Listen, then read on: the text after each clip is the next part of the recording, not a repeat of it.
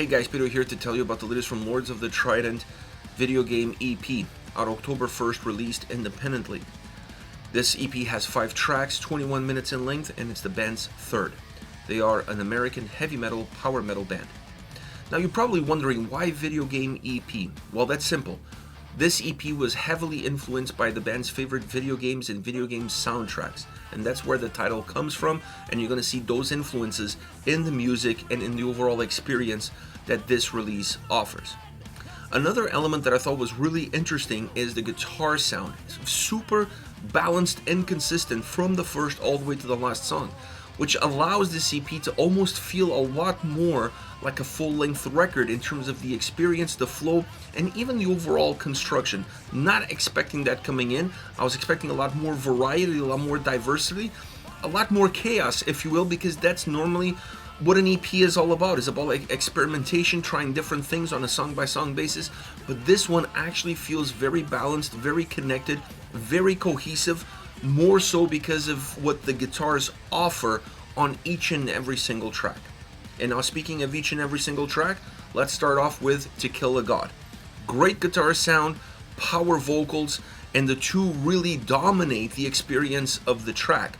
Not to say that the drums and bass don't play a role here, but this is a song that really lives off of how driven, how powerful, how thick at times and heavy the guitars are, and then these powerful vocals that just guide you through, that help propel the song forward.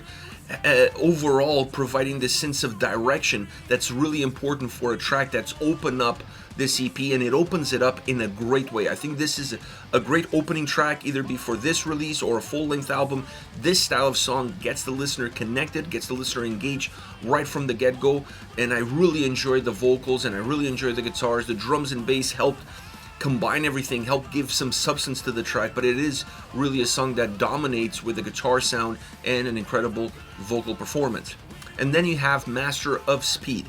Now, I was expecting this song, based on the title, to be a lot faster, to have a lot more push, to have a lot more drive, to a certain extent similar to Kill a God, and it's not. It actually has a little bit less energy in the verses, allowing the verses to be at times feeling a little bit more methodic, and then it does have some explosion once you get to the chorus. The chorus is more dynamic, is more fluid, and the vocals really help define that same experience as well.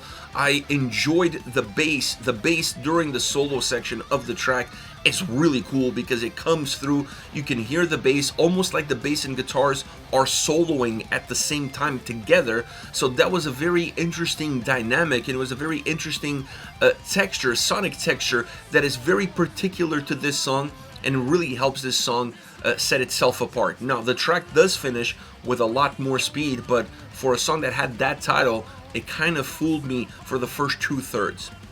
Next, we have Jet Set City, a more rock and roll style song, a song that has also a more of a rock and roll style construction.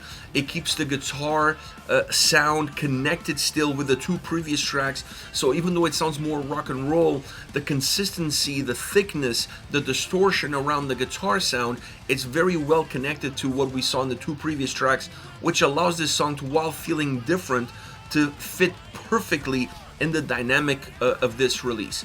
I also enjoyed the solo section. I thought it was one of the best solos of the entire release.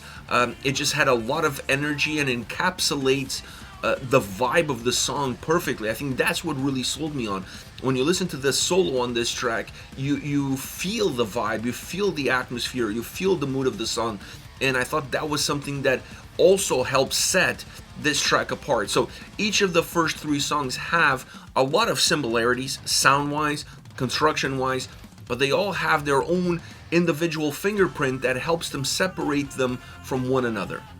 And next comes Valerie. This is a Steve Winwood cover. I'm not going to sit here and pretend that I know who Steve Winwood is or was up until this point. I mean, obviously I checked it out once I found out this was a cover, but I had no idea about the original material. But I enjoyed this song quite a lot. I think it's a track that feels more mellow obviously. It has a different vibe, it has a different nature to it, but they were able to connect this song really well with the overall essence of this EP, to the overall sound of this EP.